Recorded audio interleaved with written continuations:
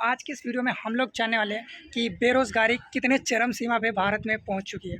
तो हमारे साथ यानी कि हमारे टच में कुछ ऐसे लोग हैं जो रिसेंटली अभी अनफॉर्चुनेटली बेरोज़गार हो चुके हैं और उनकी बेरोज़गारी के क्या क्या किस्से और क्या क्या चैलेंजेस उन्हें फेस करने पड़ रहे हैं, आज की इस वीडियो में हम उनकी खुद की ज़ुबान से जानने वाले हैं। तो सबसे पहले हमारे साथ है मनीष राय, जो अनफॉर्चुनेटली जो भी हमारा ग्रुप था उसमें सबसे ज़्यादा सैलरी वाला बंदा था और उसकी जॉब चली गई है। तो मनीष राय से सबसे पहले हम जानेंगे। तो मनीष राय ये रहे हमारे साथ। तो मनीष राय, आपका क्या क्या दिमागी संतुलन कितना खराब हुआ है और क्या क्या हुआ है, आप हमारे साथ जरूर शेयर करें ऑडियंस के साथ। जैसे कि आप जानते हो कि जो समीर है वो अपने पॉडकास्ट चैनल पे रेगुलरली वीडियोस डालता है, informative videos and information share करता है जो जिन पर लोगों को जानता है, फिर जिनके साथ इसका उठना बैठना है। तो उनमें से एक मैं भी हूँ। रिसेंटली मैं वर्क कर रहा था एक ऑर्गेनाइजेशन के साथ, बट अनफॉर्चुनेटली जैसे कि आप जानते हो कि अगर आप कॉर्पोरेट लाइन में वर्क कर रहे हो तो वहाँ पे जो आपकी जॉब होती है उसकी सिक्योरिटी काफ़ी कम होती है। आप बिल्कुल ही अनसर्टेन रहते हैं कि कब तक आपकी सिक्योरिटी रहेगी। अगर मान के चलो आप किसी भी ऑर्गेनाइजेशन में वर्क कर रहे हो तो ड्यू टू सम रीजंस, कुछ ऐसे रीजंस होते हैं जिसके वजह से जो ऑर्गेनाइजेशन होता है वो नो लॉन्गर उसको आपकी नीड होती है। फिर किसी रीजन से अगर मान के चलिए वही रैम डाउन हो जा रहा है तो उसमें भी आप कुछ ऐसा जो है नहीं करा जा सकता। तो उसी को ध्यान में रखते हुए, जैसे कि अगर आप जैसे हम सारे ही दिल्ली एनसीआर के हैं, दिल्ली एनसीआर गुड़गांव साइड के, तो यहाँ पे हमने काफ़ी चीज़ें नोटिस करी है क्योंकि सिंस जहाँ पे हम वर्क करते हैं तो वहाँ पे पूरा ही जो है कल्चर ही ऐसा है कि सिर्फ कॉर्पोरेट ऑफिसेज ही है एंड यही हम जैसे लोग ही वहाँ पे हमें देखने को मिलते हैं।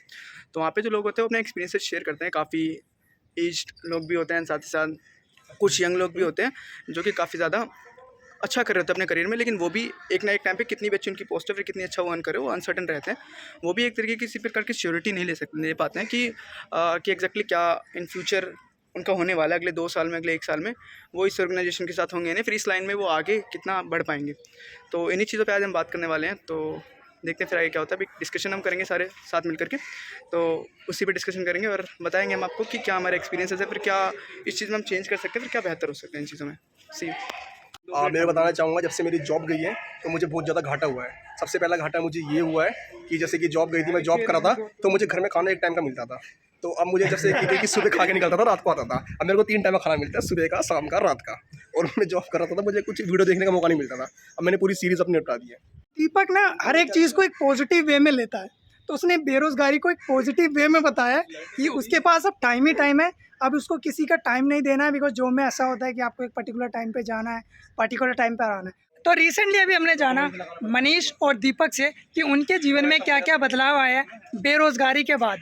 अब हम जानने वाले हैं, हमारे साथ है सतीश। सतीश का क्या मिस हैपनिंग हुई है उनके साथ जीवन में बेरोज़गारी आने के बाद। जैसा कि समीर ने बताया आपको कि मेरे साथ कुछ मिस हैपनिंग्स हुई है, पर ऐसा कोई मेजर इंसिडेंट नहीं हुआ है जो मतलब कि आफ्टर जॉब मेरे को एक्सपीरियंस हुआ। तो ये एक्सपीरियंसेस मैंने अपनी पास्ट लाइफ से भी लिए हैं। At now I am just 20 years old and I have to manage my own expenses. So expenses के चक्कर में ये तो कुछ चीज़ें हुई हैं जिससे कि मतलब जैसा कि अगर मेरे को कहीं जाना है या मेरे को क्वालिटी टाइम स्पेंड करना है किसी के साथ या अपने दोस्तों के साथ, तो वहाँ पे जाना, वहाँ पे थोड़ा सोचना कि अपने एक्सपेंसेस कैसे खर्च करने हैं और कितने पैसे कहाँ पे खर्च करने हैं, ये चीज़ें सोचने पे अभी मजबूर करती हैं क्योंकि अभी कोई अर्निंग सोर्स अवेलेबल नहीं है।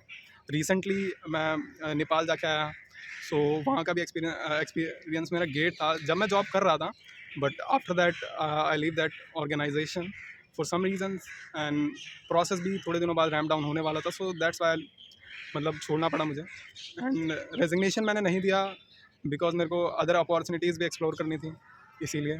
और मैं अभी ट्राई कर रहा हूँ और बहुत जल्दी कहीं ना कहीं मतलब I join as soon as possible. So that's all. बस एक्सपेंसेस को लेकर ही थोड़े एक्सपीरियंसेस ख़राब है, बाकी और चीज़ें अच्छी चल रही हैं। दोस्तों के साथ घूमने आया हूँ आज, जगह भी अच्छी है।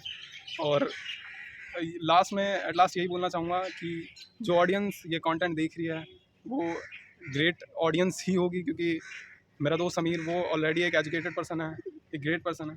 सो that's all from my side guys, thank you. जैसा कि हम लोगों ने अभी जाना सारे रिव्यूज़, दीपक का जाना, मनीष का जाना एंड सतीश का जाना, वो भी बहुत अच्छा था। एंड आप लोगों को ही पता है कि बेरोज़गारी यानी कि किस तरीके से हमारे भारत में चल रही है। तो हमारे को यहाँ पर सबसे पहले ये समझना है कि हमें स्किल को एक्वायर करना है। Then skill is the weapon in today era. तो if you don't have any skill, how someone pay to you. तो that's the reason is behind कि बहुत सारे लोग जॉबलेस हैं। तो यहाँ पर हमें अपने आप को अपग्रेड करना है। एंड बहुत अच्छा फीडबैक था इन सबका, सबने अच्छा अच्छा अपना फीडबैक दिया है। एंड आई होप कि आपको इससे पता लगा होगा, जैसे सतीश ने बताया एक्सपेंसेस की दिक्कतें आ रही है, मनीष ने बताया कि हमें बहुत सबकी जॉब चली जाती है जब बड़ी बड़ी ऑर्गेनाइजेशन बंद हो जाती है, चाहे वो डेसिग्नेशन कोई भी हो, बड़े से बड़ा मैनेजर हो या कोई बड़े से बड़े हेड हो, उनकी भी जॉब चली जाती है। एंड ऑल्सो दीपक ने भी बहुत अच्छा एक्सपीरियंस दिया कि इसको आप पॉजिटिव वे में भी ले सकते हो। आपके पास अब फ्री टाइम है, किसी की किचपिच भी चीज़ नहीं सुननी है, अपने टाइम को अपने तरीके से यूटिलाइज़ करना है। तो आई होप ये वीडियो आपको बहुत ही ज़्यादा वैल्यूबल एंड एंटरटेनिंग करने की भी हमने पूरी कोशिश की इस वीडियो में। I hope you like this video and हम मिलते हैं नई वीडियो में एक नए टॉपिक के साथ। तो जब तक के लिए thank you and thanks for watching and see you soon.